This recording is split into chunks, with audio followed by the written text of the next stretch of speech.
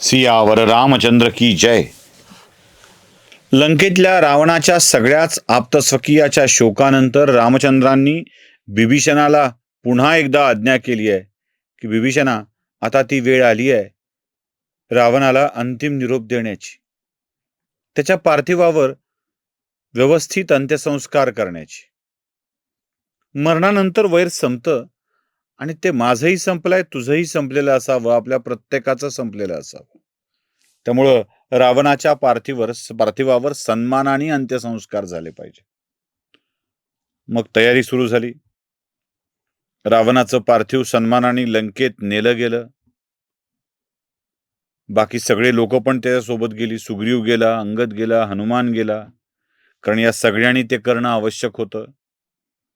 या सगळ्यांनी मिळून रावणाला श्रद्धांजली तर वाहिलीच वाहिली.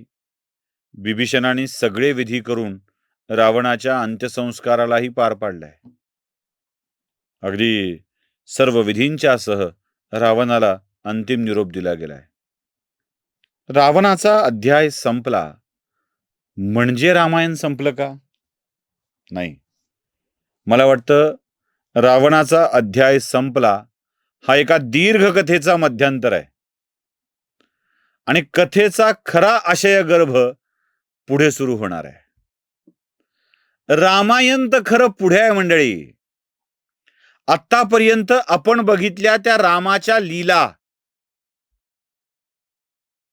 रामाने वय वाढावं, ऋषीच्या आश्रमात जाऊन शिकावं, शिकून आल्यावर ऋषीमुनींना यज्ञाचा रक्षण करता मखत्राता म्हणून जावं, विश्वामित्रांच्या सोबत जनकाकडे जावं, तिथे आपल्या पत्नीला स्वीकारावं, तिथेही लीला दाखवावी, तिथून परत यावं, कैकेयीच्या मनामध्ये रामाच्या विषयी काय भावना याव्यात, मग सरळ वनवासाला जावं लागावं, वनवासाचा सगळा प्रवास पंचवटीपर्यंतचा, पंचवटीत रावणानं सीतेचं हरण करावं, सीतेच्या शोधात रामाने प्रवास करावा, समुद्र उल्लंघन करावं आणि समुद्र उल्लंघनाच्या नंतर घनघोर युद्ध करून रावणासोबतच्या सगळ्याच राक्षसांना संपवून टाकावं आणि रावणाचा अंत्यसंस्कार व्हावा.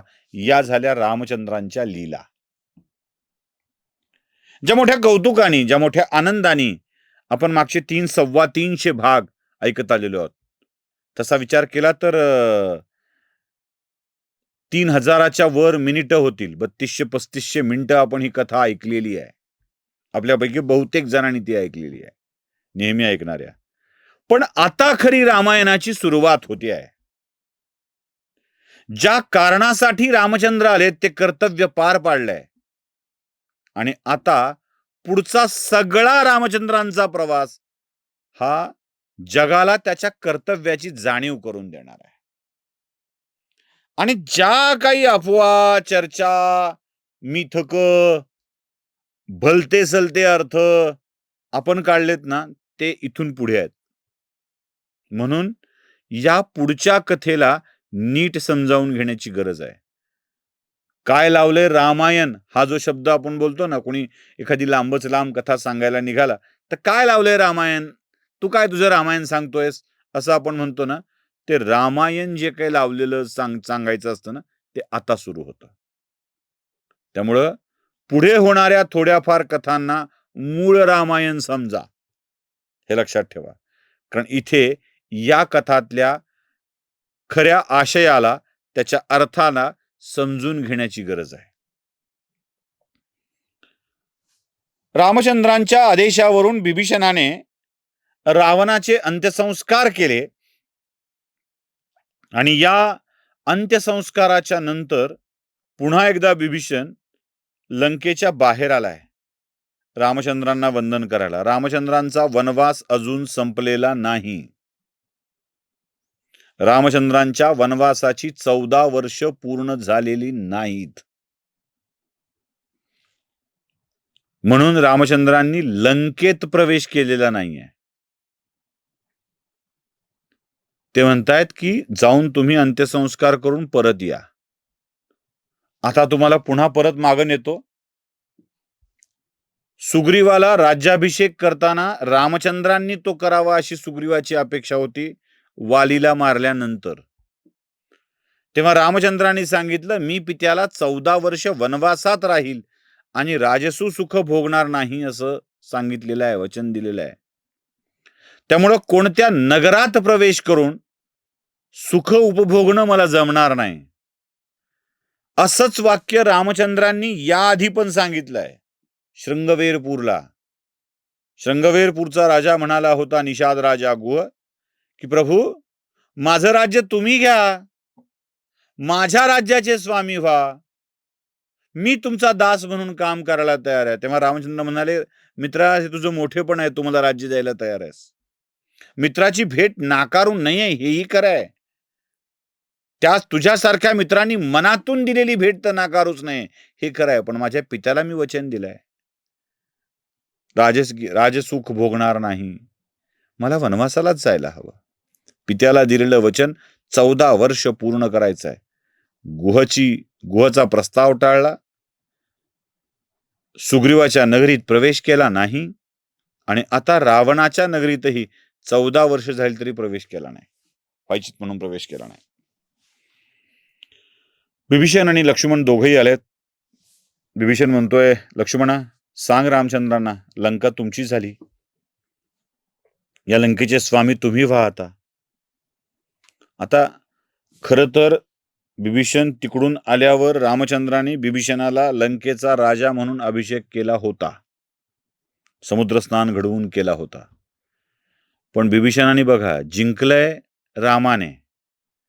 क्षत्रिय कधी दुसऱ्याने दिलेली वस्तू ग्रहण करत नसतो.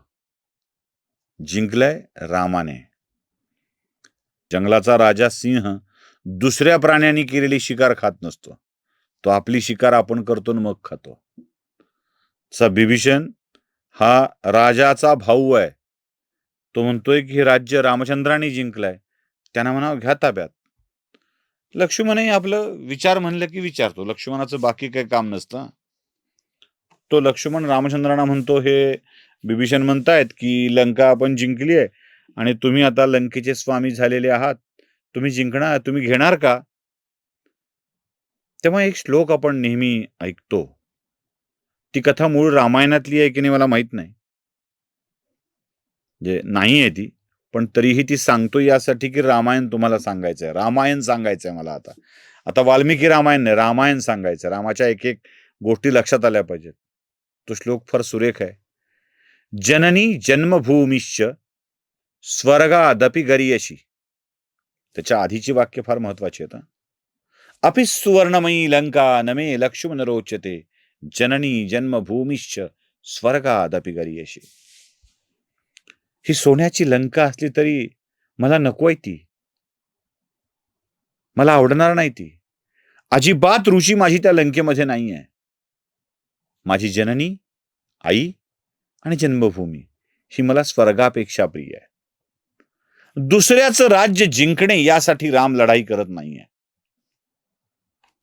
दुसऱ्याचं राज्य जिंकणे यासाठी लढाई करत नाहीये. माझा स्वाभिमान परत मिळाला पाहिजे यासाठीची ती लढाई आहे. साम्राज्य विस्तार हे कधी या देशाचं धोरण नव्हतं, कधीच नव्हतं. साम्राज्य विस्तार आणि अनेक परकीय आक्रांता इथे आले आणि आम्ही त्या परकीय आक्रांतांशी लढलो. रामायण इथे आहे. आम्ही त्या परकीय आक्रांतांशी लढलो, जिंकलो. माझं राज्य मला परत द्या म्हणून, माझा स्वाभिमान मला परत मिळावा म्हणून. जगज्जेता सिकंदराला जग जिंकून गेला, रिकाम्या हाताने गेला. पण असा कोणता भारतीय योद्धा दुसऱ्याच्या राज्यावर आक्रमण करून कधीच त्यांचं राज्य ताब्यात घेण्याचा प्रयत्न करत नाही, कारण त्याला त्याची जन्मभूमी प्रिय आहे, त्याचा स्वाभिमान प्रिय आहे. आणि आम्ही भारतीयांनी रामापासूनच हे घेतलंय. अमुक एक जिंकून ताब्यात घ्या, तमुक एक जिंकून ताब्यात घ्या. गाझापट्टीनी इस्रायलमध्ये घुसावं, इराणनी इराकमध्ये घुसावं, कुवेतवर ताबा कोणाचा, या असल्या भंपक कल्पनांच्या मध्ये भारतीय कधी अडकत नाही, कारण आम्ही रामायण वाचलेले आहेत. जननी जन्मभूमिश्च स्वर्गादपि गरीयसी ही आमची कल्पना आहे. म्हणून रामचंद्रांनी सांगितलंय, मला हे लंकेचं राज्य नको आहे, तुम्ही परत एकदा लंकेत जा सगळे, आपल्या जवळच्याच एका भांड्यात समुद्राचं पाणी रामचंद्र स्वतः आणतात, लक्ष्मणाच्या हातामध्ये देतात आणि सांगतात, लक्ष्मणा जा, बिभीषणाचा राज्याभिषेक करा, त्याला राज्यावर विराजमान करा आणि मग माझं काम मी बिभीषणाला सांगणार आहे. काय आहे ते काम? कसा होतोय अभिषेक? आणि काय करतात पुढे रामचंद्र? बघूया पुढच्या भागात. सियावर रामचंद्र की जय.